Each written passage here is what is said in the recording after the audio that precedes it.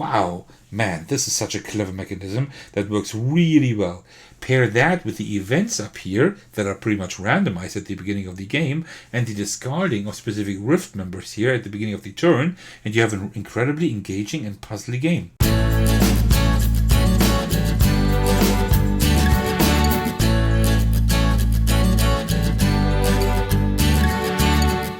Hey everyone, this is Thecos, and today I'm bringing you my playthrough and review of ExoShip by Kevin Sylves. I hope that I pronounced the name correctly. If not, then I'm very sorry. Just let me know in the comments.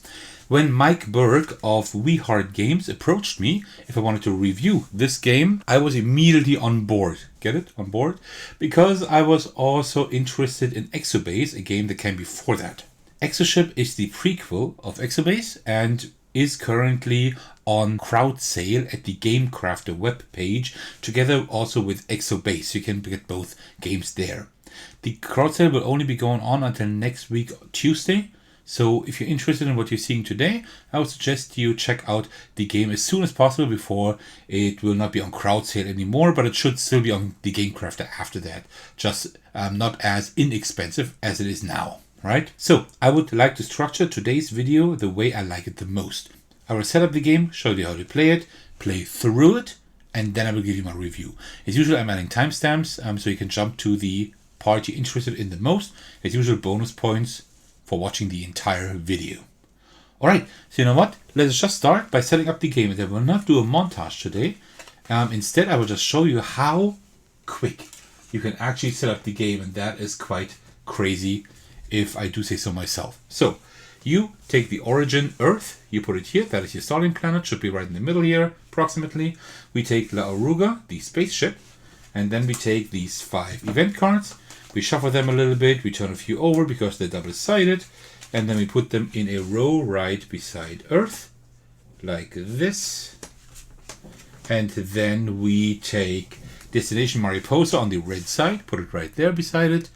And then we just take the founders and we put them like below the La Oruga spaceship. And we have here a spot for the eldest, for the midlife, and for the young. That is the different generations that are traveling here. And we will put 2 cards under them, just the way they come from the top of the deck. Give me a second here. That is fine. And all the other cards that we still have left over, these 4 cards, we put them like as a deck right to the side. That's our deck and discard pile at the same time. I will explain that a little bit later. And that is already the setup of the game. So now I was talking a lot, but if you're just setting this up regularly, you need like a minute or 2 maximum, right? So what I will do, I will have to put all of that way up here because we need a bit more room at the bottom here. So let me just do that. There we go. Alrighty. That works. So we have everything set up here for our game. But before we get started, let us just read out the story of the game here. The massive starship La Oruga was designed to carry thousands of people to the distant exoplanet Mariposa, establishing the first human base outside our solar system. This trip will take nearly 200 years to complete, with several generations of crew and passengers being born, living, and dying before arrival. However, the ship's government, the Directorate, has become increasingly authoritarian and resistant to change, even as it becomes clear that the destination planet is already inhabited with intelligent life. You are the head of Rift, a resistance movement trying to convince enough founders to seize control of the ship and change its destination. So that is the rough story of the game. So, in essence, we are traveling down with our spaceship down these event cards that resemble like the time we need, right? Each of them is like 40 years or something like that. And we're traveling down this line here. We will reach Mariposa and we will win the game if we have turned it over to the other side. How I will show you how that works, I will show you later on. And also if we have enough members of Rift, that resistance movement, so to speak, right? So that is our goal. So how does it work? Well, before I will tell you how it works, let me just quickly get hydrated here. All right, there we go. So this game works in 4 phases. We have the movement phase that we skip in the first turn. We have the event phase, the action phase, and the suspicion phase. I will go through all these phases, but there's one more thing. We are playing on hard today. I will explain later why we are doing this. If we played on easy, we would take like the Oruga on that side here, but we will take the broken Oruga side here. That means that we first need to repair the Oruga. That is a free action that we can do as soon as we have 3 rift founders, like the yellow side of these founders here, are like 3 of them in a row or on a column. That's something we need to reach, and if we do, then we can turn that over. We need to do that before reaching the destination. Otherwise we lose as well. So it's like one more win condition that we need in order to win and to not lose the game. Just makes it a little bit harder, but also a little bit more interesting. Alright, so what I suggest is I will now play through the first turn, and then it will just play through the game and explain while playing how this game works. So the movement phase I will explain on my second turn because it is skipped during the first turn. The event phase mostly consists of 2 actions. First of all, we read the action either there or one of these, and then we usually do like this little symbol here with that orange card. I will explain to you later how that works. Okay, so the event here is sway the lowest rank founder in the generation of your choice. Swaying means turning them over from the directorate to the rift side. Rank, lowest rank, means we have like the ones at the top are higher rank than the ones at the bottom, right? So if it says the lowest rank founder in the generation of your choice, we pick one of these generations and sway the lowest rank founder. Let me just quickly check that out. Okay, these also have these all also have abilities, but these can only be used if they actually sway to the rift side. So I'll read them out when that time comes. So I will sway El Montero. I will explain later why. She has an ability, move any elder founder to the midlife generation. Okay, so if we moved one of these for example, if we move Grey Bernal to the midlife generation, we would move him to the lowest rank, and then we would have to push Eduardo up. Okay, that's the ability of El Montero. Okay, so that was the event phase, and now we do our action phase. During the action phase, we have 2 actions we can do, and both actions can also be the same action, so we don't have to alternate actions, which is pretty good. The 4 actions we can choose from is sway. Sway means we look at a rift founder. El Montero is the only one we have at the moment. Look at that arrow, and wherever the arrow is pointing, that person we can sway over from directorate to the rift side. That is one of the most important things you will be doing during this game. The second thing we can do, the second action, is using an ability of a rift founder. For example, El Montero's ability that I just read out. The third thing we can do is take a rift founder and replace them. That means we take them, turn them over to the directorate side and put them under the deck as a discard, right? We discard them under the deck, and you will take the next card at the top, turn them over to the rift side and put them in their position. That is also something that we will be doing frequently, I suppose. And the fourth and last thing we can do is change course. That means we always have like the captain on the top left here. Like either it is the top left elder, or if that column is empty, it is the top left midlife person. And if that captain is turned over to the rift side, like this for example, then we can discard them, like putting them on the deck with the red side up, and we can turn over the planet. And that is very important. We need to turn over the planet before we reach it in order to win the game. Alright, and that is all we can do. One last thing before I will start playing my action, like playing my turn. How do we win? We win if we have repaired La Oruga and then arrived at the planet and have swayed enough people, like enough founders to the rift side. I will show you in just a few minutes how that works, or like what exactly we need for that. All right. For the action this round, I will actually just do a sway action to Pax, and then you see that we have now 2 rift founders here. Pax Mejia, I suppose, or Mejia. Chip's Navigator. Flip the next card along the timeline. So you would be able to flip like the next card down here. Okay, and with her I will also use a sway action to Grey Bernal, turn him over, and he is an influencer. The influence arrow on one adjacent founder points in the direction of your choice this turn. Could also be interesting. Okay, these were all 2 actions. I just swayed 2 of these. So, and now we have the suspicion phase. The suspicion phase is very interesting because now we take a look at all the directorates we still have here, and we look at their influence arrows. And if they are pointing at a Rift founder, we have to discard those Rift founders. So if like Eduardo Serra would be here, for example, his influence arrow would be pointing at El Montero, and we would have to discard her. But you see, to the left, down, and up, so everything is fine. That was our turn. Now, next turn.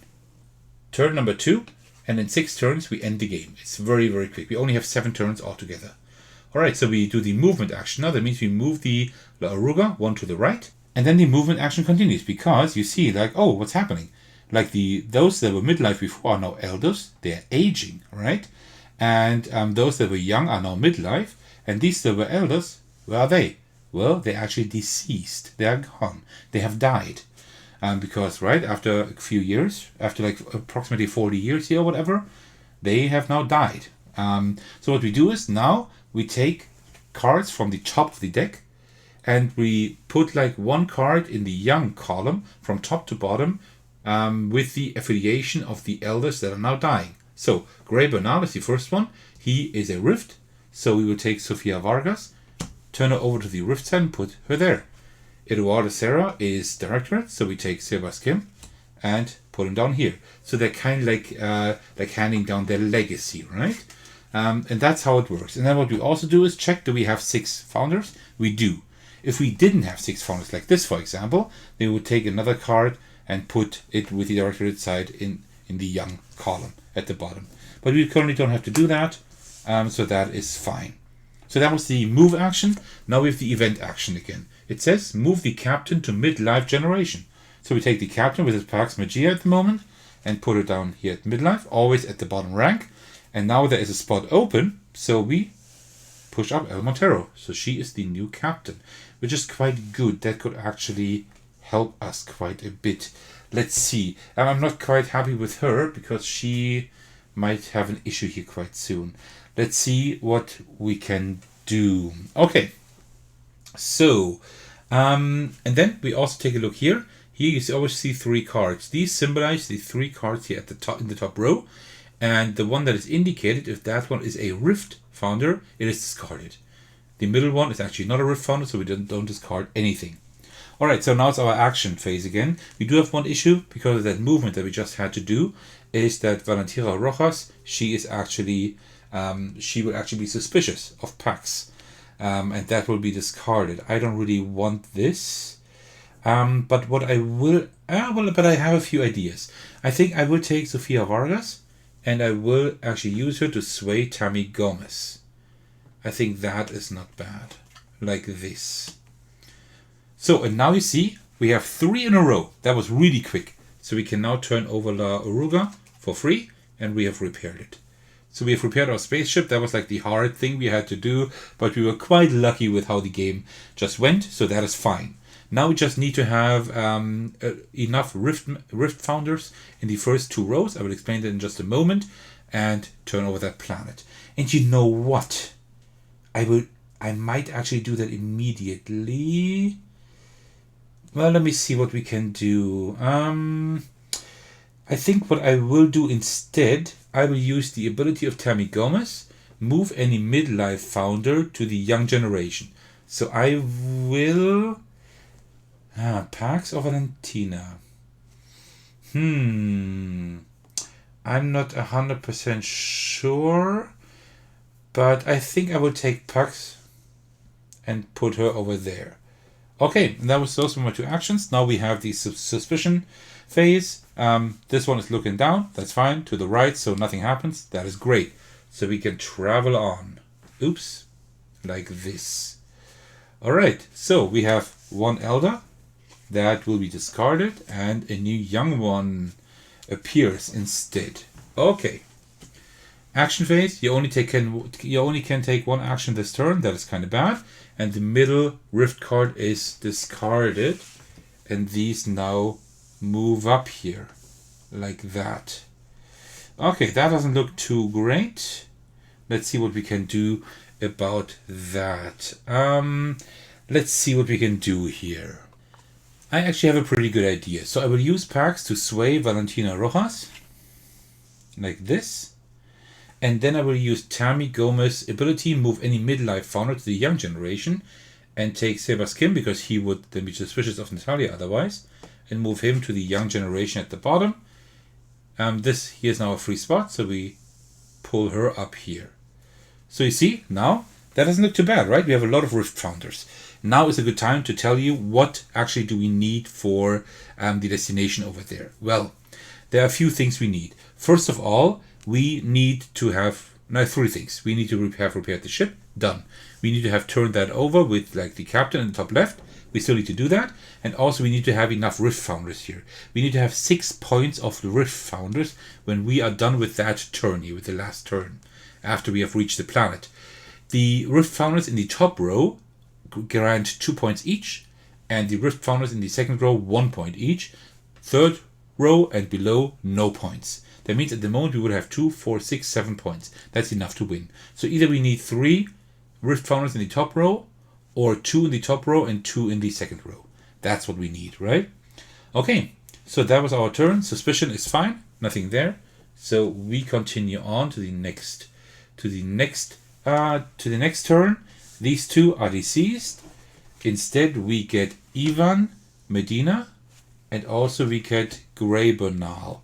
And now you see that we only have 5 founders, so we add 1 more with the directorate side for the young, in the young column. Okay, so then we have the event phase. Swap the highest and lowest ranked young founders. So this one, the highest and the lowest, we need to swap them, which is actually quite good for us, to be honest. And then also, oh no, and we have to discard Natalia. That is quite bad, actually. That is not good. Okay. So you see there's a lot of movement here, right? You're setting everything up and then everything is pretty much like broken again. Okay. This one, the next time we would replace each midlife founder. Replace each midlife founder. What would be the other side? Influence arrows pointing the opposite direction this turn. That would actually be quite good. So I think I will take Pax Mejia's ability to flip the next card along the timeline. I'll flip that one here, like this. And then I will use her ability to be discarded in order to flip the planet. That is important. Okay. And then our suspicion phase, these two are just looking at each other and they're fine with each other. So we just take the next movement phase. So we're in our third last turn. You see this game goes by really quickly. I'm just talking a lot, right? If you just play the game, you know how to play it, you're done within 10 minutes. I'm not joking. Like almost every game I've played, except the first one, took 10 minutes. Okay. And I've played quite a few games already. Of course, otherwise I couldn't give you my review, right? Okay. So, movement phase. We have no eldest that drop off, but we only have four founders. So we will add more here.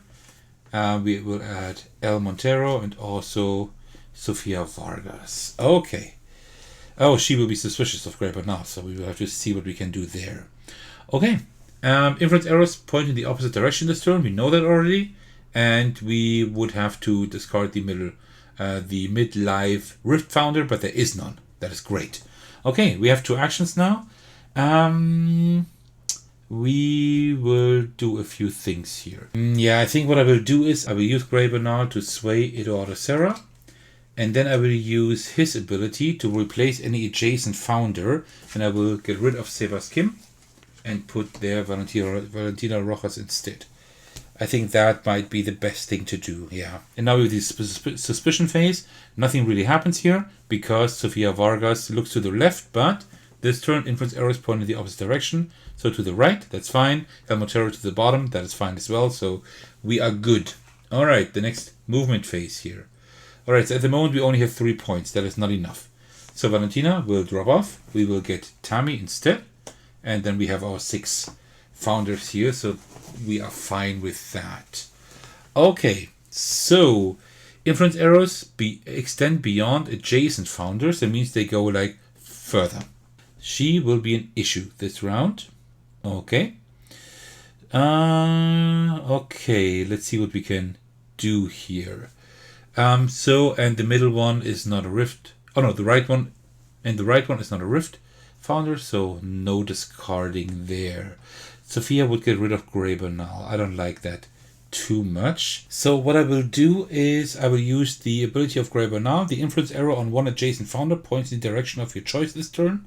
And we'll use Eduardo Serra to point to the right, and then use his sway action to sway El Montero. I think that's the best thing I can do at the moment. It's not perfect. We have 5 points now. That is just one short, but we might be able to make that. We might be able to. Let's see, depending on what comes out like for the next cards. Okay, then we have the suspicion phase. Sophia Vargas is suspicious of Grey Bernal, so he will be discarded like that, and Tammy is fine. All right. Movement action. So that's our last turn. So these two drop off. Instead we get Natalia here, which has the wrong arrow. And we have Pax. And also, since we only have 5, we get one more, which is Sebas Kim. Okay, so let's see if we can somehow... So at the moment you have 5 points. That's not horrible. Maybe we will be able to get 1 point more. Let's see how we can do that. And then it says here, skip the event phase here, right? So what we do now is we do our 2 actions, the suspicion phase, and then we see if we have won. We have repaired the ship, we have reached the destination. Now we need 1 more point here. So let's see if we can somehow do that. And yeah, I think we can. We can take Natalia Wu's ability. The influence arrow on this founder points in the direction of your choice this turn. We will have it point to the left, and then with our second action, sway Tammy Gomez.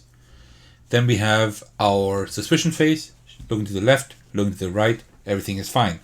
Now we check our points. We have 2, 4, 6, 7 points, right? 2 for the top row, for each of the top row, each rift founder, and 1 in the second row. So that is 7 points. We need 6 in order to win. And that is it. We have won the game. So yeah, and that's another game that I have won. So far I haven't lost any games. But I will talk about that in my review. All right, so that is how you play the game ExoShip by Kevin Sylves. I still hope I'm pronouncing the name correctly. Before I will give you my review, let me just have a little bit of tea here. All right, so that is very good. So that is how you play the game ExoShip. But how do I like the game? Well, let me tell you. First of all, let's start with the auto appearance as usual. Like, the components are totally fine. These are like regular GameCrafter quality, and they have like a very, very slight linen finish, so the cards feel good. I think you will see their wear over time at some point, but they do feel good. You can shuffle them nicely, it's all fine. But here it doesn't really matter if you can like see cards because they wear in the future, because it's like all pretty much like open information here, right? So that shouldn't be an issue. Also, I've played this game a few times now and I don't see like any issues. So the quality is just fine, totally fine. The artwork is like this 80s sci-fi vibe, and that works well for the game.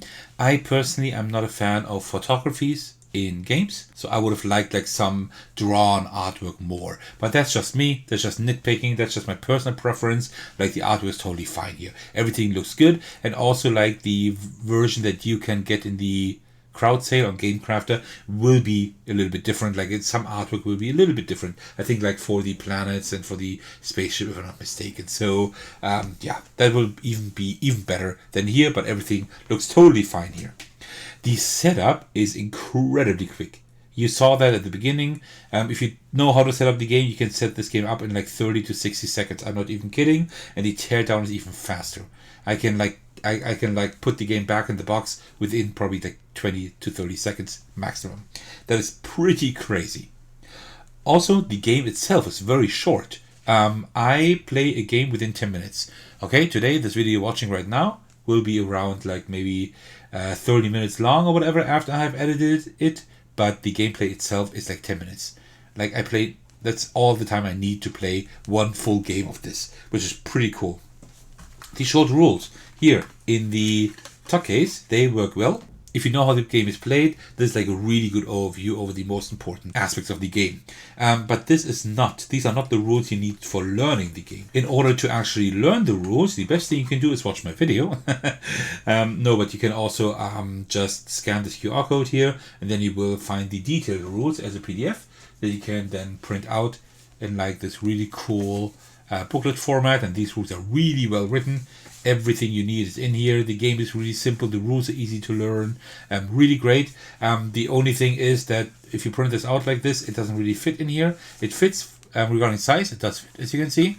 But it's just a little bit too thick with all the cards in here. But this doesn't really matter, right? I mean, if you once know how the game is played, I think this overview should be more than enough. More than you actually need. Because once you know the rules, it is really simple. Alright, now let's talk about the most important aspect, which is the gameplay. I really enjoy playing the game since it's a really good puzzle. The way the cards rotate through the game is really satisfying, steadily providing you with different positions and abilities. This is such a clever design. Yes, thematically, it doesn't make perfect sense that these same people are part of a younger generation later again, but I think that'd be hardly another way of doing it with this number of cards. Yet it is highly thematic that when elders die, that their loyalty is transferred to a member of the young generation. So they kind of pass on their legacy. That is really well done, and also it makes sense that every 40 years, so to speak, like the elders decease and new ones like the youngsters come after that. It really makes a lot of sense. This is done really well, and wow, man, this is such a clever mechanism that works really well. Pair that with the events up here that are pretty much randomized at the beginning of the game, and the discarding of specific rift members here at the beginning of the turn, and you have an incredibly engaging and puzzly game. Unfortunately, the game tends to be a bit too easy. Every single game I've played so far, I have won. Even on the harder difficulty. It was tougher on the harder difficulty, but I have won each single game. So I would suggest playing it only on the hard difficulty after your first practice game, so to speak. Otherwise, it's just too easy to win. The hard mode still isn't all too hard, but it makes the game even more interesting. I could imagine this game receiving like expansions or a mission-based game mode with other puzzle challenges similar to the one in the hard mode where you have to have like 3 in a row or in a column, right? I think there's a lot of potential here that will make this game even better. All in all, this is a great game with an amazing mechanism. I thoroughly enjoy this. The rules are simple, the puzzle is highly engaging, and it can be set up, played, and torn down incredibly quick. If this just remotely piqued your interest, I would highly suggest you check this out. I'll put a link to the page on the Game Crafter in this video's description, and also to the crowd sale, which is, remember, only going on until January 9th, which is next Tuesday. So if you're interested in that, I would definitely suggest you check this out as soon as possible. And there's one more thing I need to mention. I view this as a production copy because it is pretty much almost the same to the version you can get on Game Crafter. And the files have already been uploaded. The crowd sale is going on. So this is why I'm actually allowing myself to already award this with the Sir Thecos Ace of Games Award and with the silver one. This game really deserves this. The mechanism is incredibly clever. The game is a lot of fun. It is not quite getting the gold Ace of Games Award treatment because it's just a little bit too simple, and I think it just needs like a little more oomph to be actually like worthy for like the golden one. But I think this game definitely deserves the silver Ace of Games Award. It is definitely that good. So yeah, really, really well-made game. This is actually a solo game I will be playing after the review off and on because, well, it is that fun. It is a really fun and engaging puzzle. Alright, and that marks the end of my review of ExoShip by Kevin Sylves, and published by We Hard Games by Mike Burke. So thank you so much for watching. I hope you enjoyed today's video. As usual, I want to thank all of you for your support. I highly appreciate every single one of you. Seriously. I especially want to give a shout out to my patrons who are very generous by supporting me on Patreon. The biggest thanks go out to Thecos, who's currently the most generous supporter at the highest tier and gets to have like one game night a month with me. So that is really fun, and thank you so much for supporting me. You can support me in numerous ways. You can watch my videos, you can like them, comment below them, you can even subscribe to my channel if you like my content enough. You can support me on Patreon, and you can also join me and my awesome community on Discord. Alright, thank you so much for watching. I will see you in the very next video or my Discord server. Take care everyone, stay safe, and cheers.